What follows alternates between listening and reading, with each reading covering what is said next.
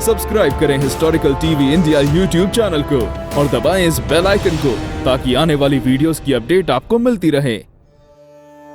हिंदू पौराणिक कथाओं के अनुसार रावण का जन्म एक महान ऋषि विश्रवा और उनकी पत्नी राजकुमारी कैकसी से हुआ था।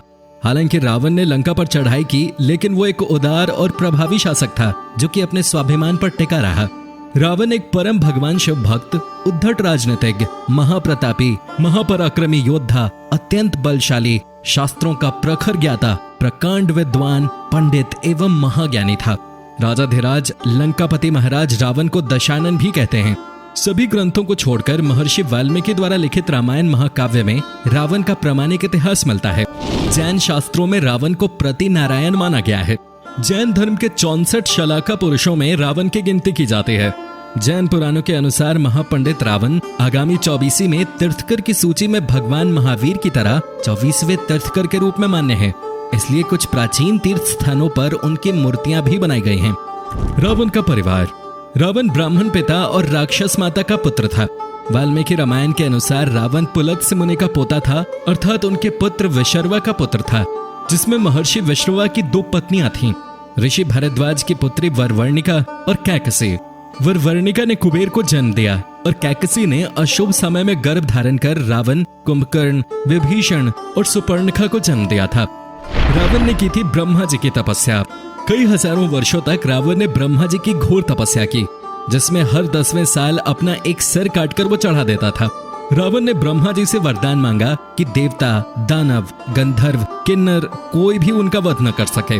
वो मनुष्यों को कीड़ों मकोड़ों की भांति छोटा और तुच्छ समझता था, इसलिए ब्रह्मा से वरदान मांगते समय उसने मनुष्यों का नाम नहीं लिया। इसलिए भगवान विष्णु को रावण का वध करने के लिए मनुष्य रूप में श्री राम के रूप में जन्म लेना पड़ा था। वानर राज के राजा बलि और रावण के बीच युद्ध। आपको बता दें कि बाली को एक ऐसा वरदान प्राप्त था कि जो युद्ध के लिए उसके सामने आएगा उसकी आधी ताकत बाली में समा जाएगी, जिसके कारण बाली ने हनुमान जी और श्री राम तक को चुनौती दे दी थी।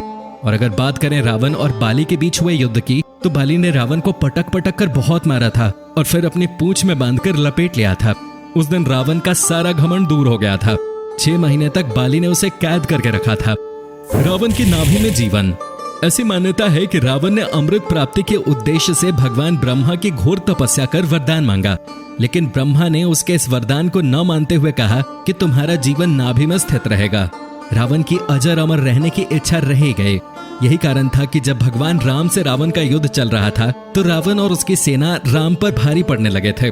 ऐसे में विभीषण ने राम को यह राज बताया कि रावण का जीवन उसकी नाभि में है, नाभि में ही अमृत है।